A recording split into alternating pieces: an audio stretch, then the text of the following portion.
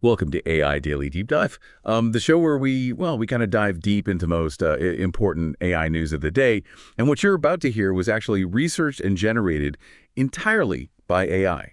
So it's bringing the latest insights, and all this is for today, Sunday, March 23rd, 2025. We've got a whole stack of articles, and we've pulled out all the important stuff. That way you can just sit back and relax and get a clear, engaging overview. Today's deep dive, we're looking at how AI is starting to pop up in our relationships, so let's just jump right into it. Yeah, so the first article, it's by Jemima Kelly, and she talks about this really strange situation. What happens when you're dating someone and they decide to use AI to kind of create like a psychological profile of you? Kelly actually went through this herself, and she talks about this date who used, get this, ChatGPT's deep research tool. Now, what that probably means is that the AI is going through tons of text online, trying to find patterns, make connections. And the profile it generated for Kelly, it described her as intellectually curious, independent-minded, and courageous in her convictions. So like on the surface, that doesn't sound too bad. It's almost a compliment, right? Right, exactly. But as Kelly brings up, it does lead to some, well, kind of creepy questions. I mean, can AI really grasp all the little things that make a person unique? Can it do that just by poking around their online stuff? That's a great point. Yeah, and Kelly, her initial reaction, she was kind of amused, but also felt a little weirded out. And I think that mix of feelings really gets at how new all this is. I mean, there's this part of us that's intrigued, being psychoanalyzed by AI. But then there's this human part of us that's like, wait, I'm being reduced to data points and by someone I'm supposed to be connecting with. It's pretty unsettling, and I think it challenges how we view private thoughts and personal space in this digital age. Right. And then there's the whole issue of, well, what if someone with bad intentions got their hands on this kind of technology? Like, Yeah. Kelly's date was pretty upfront about it, but what if it wasn't like that? That's a really good point. Kelly really highlights how easy these AI tools are to get, and that makes them potentially dangerous. If anyone can just whip up a psychological profile, what's to stop people from using that information to manipulate others? Or even do worse. And here's the kicker. ChatGPT and Gemini, they admit there are ethical concerns about profiling like this, but they still offer the tools. I mean, how contradictory is that? Yeah, no kidding. And there's also the question of whether it's even ethical to gather and analyze all that public data without anyone's consent. It does feel like a huge invasion of privacy, even if the information's technically public. You've hit on something really important there. Kelly's experience forces us to think, does digging up and dissecting public data to build psychological profiles, is that really okay? Especially if it's done behind someone's back. It's interesting. Kelly says she asked ChatGPT and Gemini about the ethics, and, well, they kind of admitted it was probably unethical, but, like, the tools are still there, right? Yeah. It makes you wonder how seriously they take these ethical guidelines. Yeah, you're absolutely right. That just shows you how tough it is to actually apply and control AI ethics. Developers might try to be ethical, but once those tools are out there, who knows how people will use them? It seems like relying on self-regulation alone might not be enough. Kelly also makes the point that this kind of AI profiling could be especially problematic for people who have a big online presence. Like, the more you're out there online, the more data AI has to feed these analyses, right? That's a really important point to consider. People who are really active online, whether it's for their work or just social media, well, they leave a bigger trail of data, and that could make them more vulnerable to this kind of AI scrutiny. Her big worry is that all this could change how we relate to each other. Like, we just become data points instead of actual people. It's kind of a scary thought. Yeah, and it's a worry that many share. When algorithms start defining how we see each other, there's a danger of losing those human qualities. Empathy, intuition, that genuine spark of connection. And those things are so crucial for good relationships and a good society. Okay, let's move on to a slightly different angle. We have this article from Newsweek about how Gen Z and millennials are actually starting to use AI in their dating lives. Yeah. Which is pretty fascinating when you think about it. Yeah, this Newsweek article, it references a study by the dating app Paired. And they surveyed over 1,500 people. What they found was that 15% of Gen Z, they actually use AI to plan dates. And get this, 12% use it for relationship advice. Now, millennials, they're a little less into it. It's 9% for date planning and 11% for relationship advice. So, still a lot of people using it. So it's being used, but most people still seem to be wary of it. The study found 72% of Gen Z and 76% of millennials are like, not sure about AI in my dating life. The biggest worry seems to be, well, they feel like it makes things less authentic, less human. That's so interesting, right? You've got this curiosity and maybe even this perception that AI can make dating more efficient, But then there's this deep down human need for real connection. And that seems to be the stronger force here. If most people aren't using AI for dating, it tells us something important about how much we crave those real human interactions. And Allie Bullock, she's a therapist who works with paired. She thinks that, people are tired of dating apps. And then the pandemic made everyone crave real-life connections even more. So AI just feels like another thing separating us. Right, that makes total sense. Bullock's saying that this whole AI and dating thing is happening against a backdrop of digital fatigue. After the pandemic, people are craving those face-to-face connections even more, so AI can feel like it's just adding another layer of technology, another barrier. And the study also found that a lot of people, Gen Z and millennials both, they get annoyed by phone use during quality time. So even without AI, tech is already kind of messing with relationships, wouldn't you say? Yeah, totally. This shows that we're already dealing with the downsides of tech and relationships. If people are annoyed by phones getting in the way of quality time, it's no surprise that they're hesitant about AI taking an even bigger role in their romantic lives. Okay, so not everyone is against it. The article mentions up to 19% of millennials would actually consider using AI for advice, couples therapy, even for boosting their emotional intelligence. That's really fascinating, isn't it? It seems like there's a certain group that's open to using AI for more therapeutic self-improvement stuff in their relationships. They see AI as this potential resource for navigating those tricky relationship waters. And, the fact that millennials seem a bit more open to it than Gen Z, well, maybe that points to some generational differences in how we view AI and romance. And Bullock, she compares AI to more traditional resources like, getting advice from a book or a friend. She sees it as just another tool, right? That's a helpful way to look at it. By comparing AI to familiar sources of relationship advice, Bullock makes it seem less intimidating. And that could make people more open to the idea of, seeking help from AI. But she does say we shouldn't become too reliant on AI.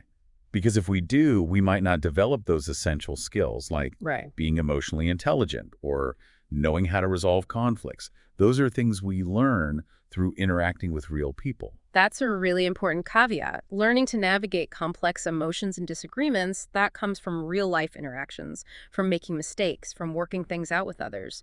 Relying too heavily on AI in these areas could mean missing out on those crucial learning experiences. The article wraps up by saying that AI could actually be a good thing in relationships as long as we use it thoughtfully, like to enhance human connection, not replace it. Sounds like a tricky balance. It definitely does. It boils down to mindfulness and balance. The potential benefits of AI in relationships, they hinge on us using it in a way that strengthens those human bonds, not weakens them. It's about using technology to support our relationships, not to become the relationship itself. All right, let's switch gears completely. We have this article that looks at how some creatures we might think are pretty simple, like fruit flies, bees, and squirrels, they actually outsmart fancy AI in certain tasks. Which makes you think, what does intelligence even mean? Yeah, this article by Eric J. Larson, he's pushing back against this idea that if we just keep making AI bigger and more complex, we'll eventually get artificial general intelligence, or AGI. He compares these huge language models like ChatGPT to how animals think. And he says there's a big difference. Larson's point is that evolution has favored efficiency and real-time responsiveness in animals. And that's something our brute force AI approaches haven't quite grasped yet. Yeah, Larson says that a big part of that difference is AI doesn't have that connection to the real world. It doesn't have emotions. It doesn't understand social stuff, the things that shape intelligence in living creatures. Exactly. He's saying natural intelligence, it evolved in the messy real world. Animals needed to survive, to adapt. AI, on the other hand, especially those big language models, they're in this abstract world of information. They don't actually experience the world the way living things do. And he uses ChatGPT's tendency to, hallucinate as an example. It makes things up because it doesn't really understand the world. It's just stringing words together based on patterns it's seen. Yeah, those AI hallucinations, they're a big clue. AI is learning from huge amounts of text, but it's not actually experiencing things. So it can spit out stuff that's wrong or doesn't make sense. And that's really different from how natural intelligence works, which is based on real-world feedback and consequences. Larson also points out that we don't even really agree on what intelligence is. So how do we know if we're even on the right track when we try to create it artificially? That's a big question, right? We toss around the word intelligence, but we haven't really pinned down what it means. And if we're not sure what we're aiming for, then trying to get to AGI just by making AI bigger and fancier, well, it becomes a bit of a shot in the dark. And then he gives these super interesting examples from nature. First, fruit flies. Apparently, they're way better at avoiding collisions than even our most advanced AI for things like self-driving cars. They're faster and they use way less energy. It's amazing, right? Fruit flies show us how incredibly efficient natural intelligence can be. Their collision avoidance system, it's been honed by millions of years of evolution.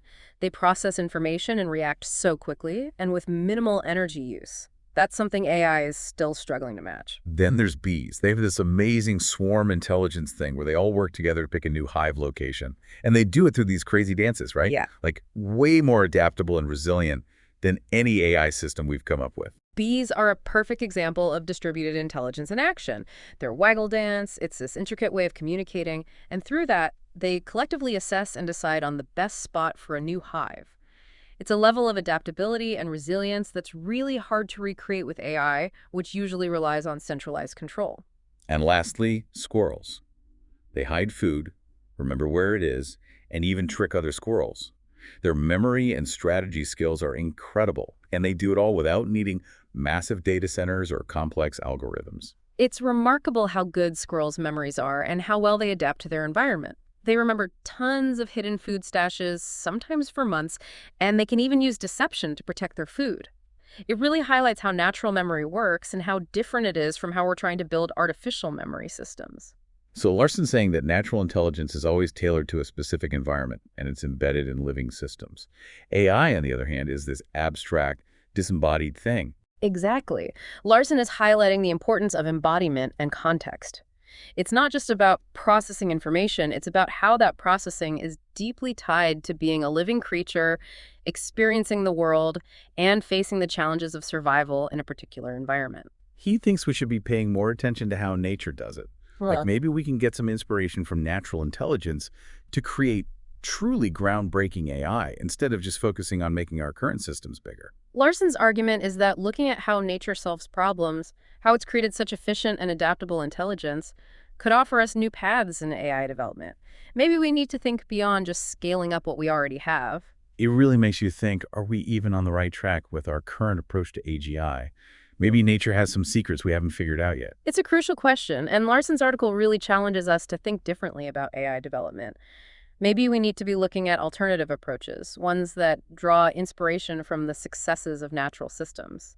Okay, for our last article today, we've got Tom McAllister. He's a memoir writing instructor, and he has this interesting take on why we shouldn't be using AI to write our life stories.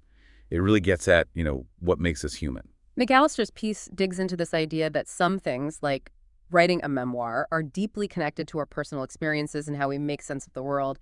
He's saying that AI can't replicate that. It just doesn't have that human depth. And it raises this question. Where's the line between using AI as a tool and letting it take over things that are fundamentally human? McAllister, he tells this story about a student who turned in a memoir written by AI. And he says it just felt flat, lifeless, like it had no soul. It didn't move him at all. It's a really powerful example of how different AI-generated text is from something a human writes. The AI might get the grammar right, maybe even the style, but it's missing that emotional core, that genuine voice that comes from a person grappling with their own memories. McAllister says writing a memoir is more than just listing events. It's a process, right? You revisit your life, you analyze it, you try to understand what it all means, and that helps you grow as a person. Exactly. McAllister is saying that memoir writing is this deeply introspective process. You have to confront your past, your emotions, the relationships that shaped you. And in doing that, you often gain new insights. You understand yourself better. That's a huge part of what makes a memoir meaningful. So if you let AI write your memoir, you're missing out on that connection between your own thoughts and the story you're telling. It's like it loses its heart. Right, you're taking this incredibly personal experience, this journey of self-reflection, and you're handing it off to an algorithm. And the AI, it doesn't have a personal history, it doesn't feel emotions. All it can do is churn out text based on what it's been trained on. And the result is a narrative that's missing that authentic human touch. McAllister sees this as part of this bigger problem, We're so obsessed with efficiency that we're starting to devalue writing and creativity. We're always looking for a shortcut. He makes a really good point. We're living in a world that prioritizes speed and productivity, often at the expense of things that take time and effort, like writing and other creative pursuits. And that can lead to this mindset where we see AI as a quick fix, even if it means sacrificing genuine expression and personal But growth. he says the struggles of writing, the editing, the deep thinking, that's where the real learning happens. Absolutely. McAllister is arguing that those challenges are not roadblocks, they're part of the learning process. It's when we grapple with language, explore ideas, and refine our thoughts that we learn and grow creatively. AI bypasses all of that. He makes this great point. AI can create words, but it can't replicate the human soul, the unique way we think and feel. And that's what makes a memoir truly powerful. He's capturing the essence of what makes a memoir so compelling. It's that unique human voice, the individual perspective, the emotional depth that an AI simply can't replicate. No matter how advanced the technology gets, it can't capture the essence of a lived human experience. And McAllister's worried that, universities and instructors are accidentally making this worse. They're pushing AI as a tool, but they're not really thinking about what we lose when we stop doing things ourselves. That's a valid concern. By introducing AI tools into education, without really thinking about the consequences, we might be discouraging students from developing those essential writing skills and that appreciation for the creative process. McAllister finishes by saying that writing, real honest writing, it's almost like a way of preserving our humanity in this age of AI. It's a powerful way to put it. By embracing the messy, human act of writing, we're pushing back against the idea that everything can and should be optimized and streamlined. We're holding on to that unique human spark. Well, that's a lot to think about. Today's deep dive into AI news has been quite a journey, wouldn't you say? From AI and our relationships and how different generations are using it, to the amazing things that natural intelligence can do, and the irreplaceable human element in creative writing, it's clear AI is changing the world as we know it. And it's making us re-examine some pretty fundamental things about what it means to be human. Hopefully this has given you some new insights and maybe even sparked some interesting questions. We've only just scratched the surface here. So what really stood out to you today? What's still making you think? How do you think all this will affect how we interact with each other and with AI in the future? And on that note, that wraps up today's AI Daily Deep Dive. Thanks for tuning in.